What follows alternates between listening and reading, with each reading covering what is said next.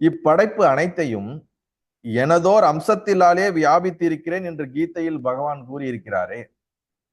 கிருஷ்ண பகவான் கீதையில என்ன சொல்ற, இந்த படைப்பு, இந்த கிரியேஷன் எல்லாத்தையும் என்னுடைய அம்சத்தினால் தான் நான் உருவாக்கி இருக்கிறேன், வியாபித்து இருக்கிறேன் அப்படின்னு சொல்றாரு. அப்ப அதை எப்படி புரிந்து கொள்வது?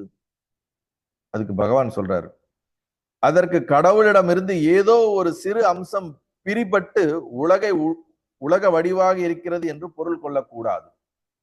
அதாவது கடவுள் ஈஸ்வர கிருஷ்ணர் இந்த உலகத்தை என்னோட அம்சத்துல இருந்து நான் படைச்சிருக்கிறேன் அப்படின்னு சொல்லும் போது, அவருக்குள்ள இருக்கிற ஒரு அம்சம் அதுல இருந்து பிரிஞ்சு தனியாக அது வெளியே ஒரு உலகத்தை உற்பத்தி பண்ணதாக நினைத்து கொள்ளக்கூடாது. அப்படி புரிந்து கொண்டோம் என்றால் அது தவறுன்றார்.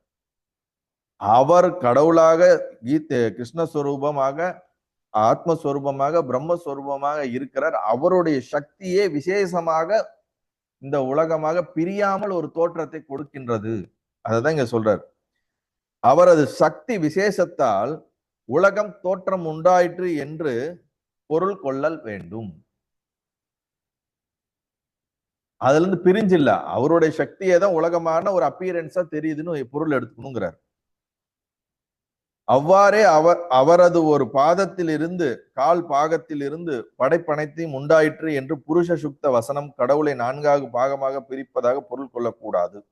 புருஷ சுத்தத்துல கடவுள் 4 இந்த பிரித்து அதுல ஒரு பாகமாக கடவுள் இந்த இந்த உலகத்தை அனைத்தும் உருவாக்கி இருக்காரு அப்படின்னு ஒரு வாக்கியம் இருக்குது.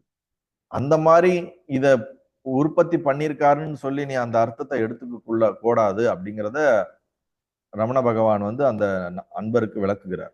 உடனே அந்த நபர் கேள்வி கேட்கிறார், பரம்பொருளை கூறு போட முடியாது என்பதில் சந்தேகம் இல்லை. பரம்பொருளை பிரிச்சு இது தனியா அது தனின்னு சொல்றதுல எனக்கு சந்தேகம் இல்லை அப்படின்னு ஆரம்பிக்கும் போதே பகவான் அடுத்து பதில் சொல்றார். ஆகவே அனைத்தும் பாகுபாடு ஏதுமற்ற பரம்பொருளே ஆகும். அனைத்தும் பாகுபாடு, பிரிவுபடாத, பிளவுபடாத, பிரிக்க முடியாத ஒன்றே ஆன பரம்பொருள் தான், மெய்ப்பொருள் தான் அப்படிங்கிறார். அதாவது என்றும் தானே தானே உலகுவர், அதாவது சுயம் பிரகாசமாக இருக்கக்கூடியதுதான் அந்த இறை சொரூபம்.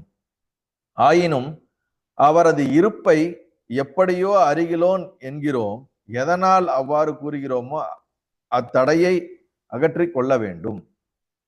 அதாவது இந்த இறைவனுடைய இருப்பை எப்படியோ நான் தெரிஞ்சுக்கணும்னு நினைக்கிறேன், அல்லது எனக்கு அவர் இருப்பு தெரியலன்னு நான் சொல்றேன் அப்படின்னு போதே, அவர் இருக்கிறாருங்கிறது எனக்கு தெரியாம எது தடையாக இருக்கிறதோ அந்த தடையை நீக்க வேண்டும் அப்படிங்கிறது சொல்றார். அவரது இருப்பை எப்படியோ அருகிலே, எனக்கு தெரியலையே, எப்படியோ எனக்கு தெரியலையே அப்படின்னு சொல்றோம். எதனால அப்படி சொல்றோமோ அந்த தடையை நீக்க வேண்டும் அப்படிங்கிறார். அத்தடையினிலே நம்மை நாம் தனிப்பட்டதோர் ஜீவ வக்தியாக கருவோம். அந்த தடை இருக்கிறதுனாலதான் உனக்கும் கடவுளுக்கும் நிறைய கேப் இருக்குது. இறைவன் வேற, நீ வேறன்னு நீ நினைக்கிற. அந்த தடையை நீ எடுத்துட்டேன்னா உனக்கு அவருக்கும் எந்த வேறுபாடும் இருக்காது. வேறுபாடற்ற ஏகமான ஒரு சொரூபமாக நீ உன்னை உணர்வாய் அப்படிங்கிறார். ஆதலின் சாதனை அனைத்தும் தனது உண்மையை உணரா அஞ்ஞானத்தை விசாரணையால் அகற்றிக் கொள்வதில் அடங்கும். நம்ம பண்ணக்கூடிய எல்லா சாதனையும் நம்மளுடைய அஞ்ஞானத்தை நிவர்த்தி பண்றதுக்கான ஒரு விஷயமே தவிர ஆத்மாவை அடைவதற்கான விஷயம் அல்ல. எல்லா சாதனையும் எதற்கு உதவுகிறது என்றால் ஜீவ புத்தியை விடுவதற்கு உதவுகிறது. ஜீவ புத்தியை விட்டீர்கள் என்றால் நீங்கள் ஆத்மஸ்வரூபமாக இருப்பீர்கள். அதனால தனது உண்மையை உணராத அஞ்ஞானத்தை விசாரணையினால் அகற்றிக் கொள்ள வேண்டும் அப்படிங்கிறார். இந்த அஞ்ஞானத்தை இந்த மாதிரி சத்சங்கங்கள் நம்மளுடைய தொடர்ந்து விசாரணை பண்ணி நமக்குள்ள சிரவணம், மரணம், நிதித்தியாசனத்துல அறிவை மிகவும் ஸ்தூலமான அறிவை சூட்சுமமாகவும் இன்னும் அதிசூட்சுமமாக இருக்கக்கூடிய இந்த சத்தியத்தை உணர்ந்து கொள்ற அளவுக்கு நம்மளுடைய புத்தியை நம்ம தூய்மைப்படுத்திக்கிட்டே வரும் பொழுது விசாரணையில, ஆத்ம விசாரணையில ஒரு நாள் கண்டிப்பா நமக்கு அந்த தெளிவு ஏற்படும். அதுல மாற்று கருத்தே கிடையாது. இதான் பகவான் இங்க சொல்றார். நல்லது.